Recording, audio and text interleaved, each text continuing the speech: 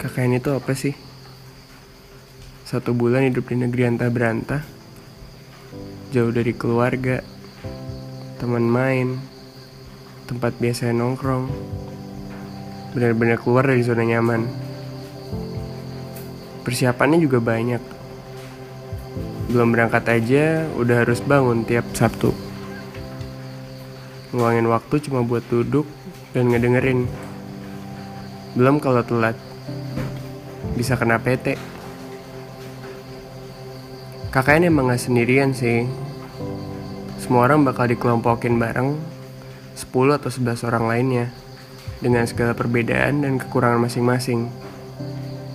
Kadang, saking penasaran siapa orangnya dan bentuknya kayak apa, kita sampai buka Instagram, ketik namanya satu-satu. Siapa tahu gitu, ada yang enak. Ngenes, waktu ketemu ternyata jauh dari ekspektasi.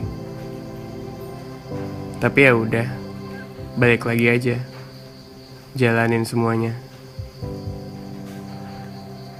Sampai akhirnya hari yang ditunggu datang juga, dimana kita harus menapakkan kaki di tempat yang gak kita tahu. Mungkin sebagian dari kita ngerasa berat hidup di KKN karena prokernya segudang, laporannya yang dikejar deadline, dan hari-hari yang dihantui PT. Mau keluar dari posko aja harus pakai helm. Kokart sama buku suci juga kudu nempel di badan. Kadang mobil sabun sampai takut kena PT. KKN. Rasanya bikin pengen di rumah aja, diam di kamar, selimutan, terus nonton film. Yang kepikir cuma di sana bakal makan apa, tidur di mana. Katanya di kutu sapi. Bisa hidup nggak ya kira-kira? Kenyataannya,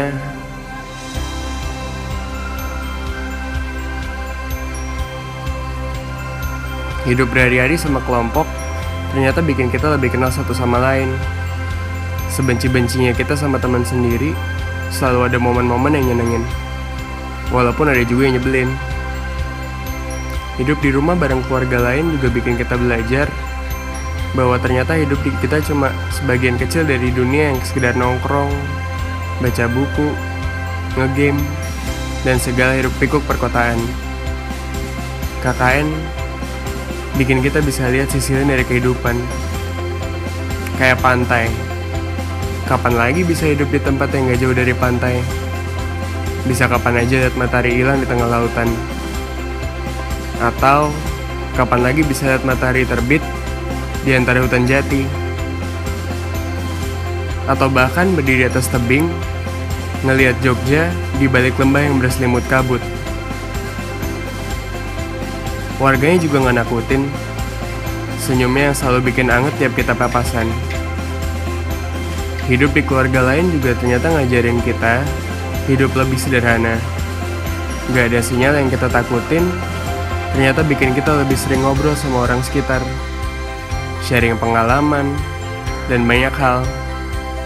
Terus juga bikin kita lebih peka sama dunia sekitar. Apalagi senyum bahagia anak-anak yang terpukau dengan hal baru yang mereka dapat. Juga ingetin kita kalau manusia biasa juga saling membutuhkan satu sama lain. Teman baru, lingkungan baru, keluarga baru, suasana baru, bikin kita mulai sedikit demi sedikit ngelupain PT.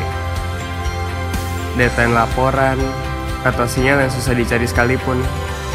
Karena semua itu ternyata cuma ada di pikiran kita.